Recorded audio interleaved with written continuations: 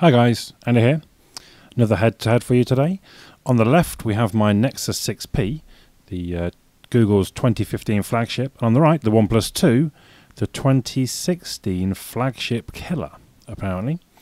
So the Nexus 6P has, actually they've got very similar internals. Nexus 6P Snapdragon 810 chipset, a quad-core 1.55 A53 CPU and a quad-core 2 GHz A57, Adreno 430 with 3 gig of RAM.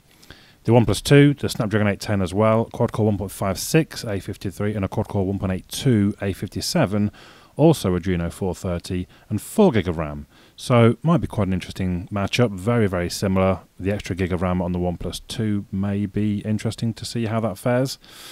I thought we'd test the fingerprint sensor first, but the OnePlus 2 seemed to have different ideas. Try again. Okay, I will try again. So I'm pressing the 6P and the OnePlus 2s at the same time. Try again. Okay, I'll try again. Try again.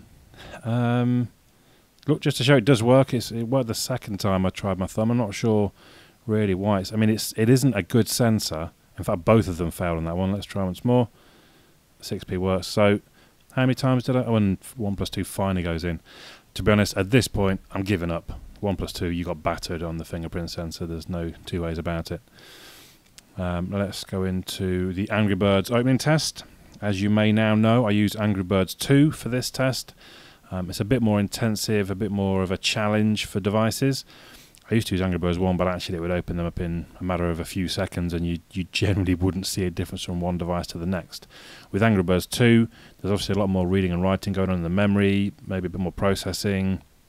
So it gives the phone the opportunity to really show what it can do, and it's in a sort of a real-world scenario. And there we go, the OnePlus 2, not massively, but by a good 2-3 seconds, was it? I mean, it's definitely the clear winner. It's interesting. So did the RAM help it there? I'm not sure what it would be, but the OnePlus 2 the winner. We now go into the actual benchmark test with Geekbench 3. As usual, I won't make you watch it all. We will fade through to the end, where we see the 6P scoring 4,402. The OnePlus 2 just behind, and it scores 4,689. Now, interestingly, the multi-core score is higher on the OnePlus 2, but look, the single-core score is higher on the 6P. I'll need someone cleverer than me to explain how that works, but I don't know, quite interesting. They're very similar. The OnePlus 2 does win it, but not by a huge amount. Then we're going to head outside. Luckily, it's actually quite a nice day. Well, relatively nice day for the GPS test. So both devices have a lock. We're going to reset the AGPS state, and we're going to go back into the GPS app to see which can lock first. So the OnePlus 2 gets out to a bit of an early lead. In fact, it's got a lock already. That was very quick from cold. 9 satellites locked already. The Nexus 6P, 5 of 6 now, but still no lock. The OnePlus 2 up to 11 satellites locked now with a pretty good accuracy. I do find myself often have to kind of almost make excuses for the Nexus devices. Now I can tell you, I use it for sat-nav, I use it for all of the kind of location devices, and I've never had to sit and wait for it to get a lock. Obviously this is from a cold start as well. Once you've got a lock, it does, there we go, it locks in now. It does lock quicker on future attempts, so don't worry too much about that test. But yep, the OnePlus 2 does win it. OnePlus 2 on a good run. But now we come inside for the speaker test. Tell me what to do, I'll be right there for you. Tell me what to say, no matter if it's true. Tell me where to go, tell me what to do. I'll be right there for you. Tell me what to say, no matter if it's true. I'll say it all for you, for you, for you, for you. I used to be the type of kid that would always think that For you, for you, for you. I used to be the type of kid that would always think the sky is falling. Lit up in my conscience. What about them rhymes I've been jotting? They're kind of giving me confidence instead of trying to escape through my comics. Why don't I just blast a little something like Onyx to put me in the mood to escape through my comics? Why don't I just blast to want to fight and write songs that say what I want to say? Now, sometimes I'm never quite sure if it's audible in the video, the difference, but that must be. I mean, the 6p transfers all over the OnePlus 2 here, which is odd because the OnePlus 2 actually scores quite well on a decibel meter, but it just doesn't sound as good, not even close. Essentially gave organizations like GCHQ and the NSA a free rein to go do mass surveillance. Essentially gave organizations like GCHQ and the NSA a free rein to go do mass surveillance. It also overturned a lot of the rules and laws. And now we're in the situation where people are clamoring for social network providers and search engine providers are being overwhelmed, quite frankly, with inquiries.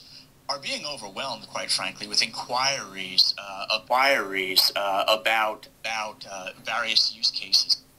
Again, to my ears, the 6p just far and away. I mean, they're the best speakers you're going to hear on a mobile phone right now. It's almost unfair to pit any other phone against it. Clear an outright winner, the 6p. The first thing, to be fair, that it's actually won.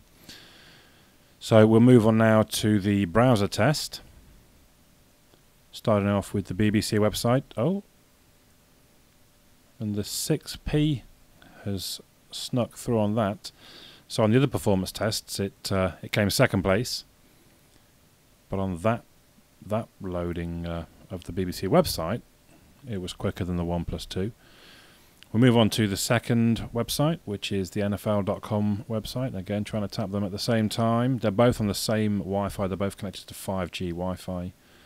And again, I think the 6p, comes through as the winner. Both fairly smooth, except just there when I said they were smooth, and it wasn't. In fact, the OnePlus 2 is still loading the page, which might be why. So we'll move on to the final website, which I started using, The Verge. And here we go at the same time, and it looks like the 6p. Yeah, so the 6p has run the browser test.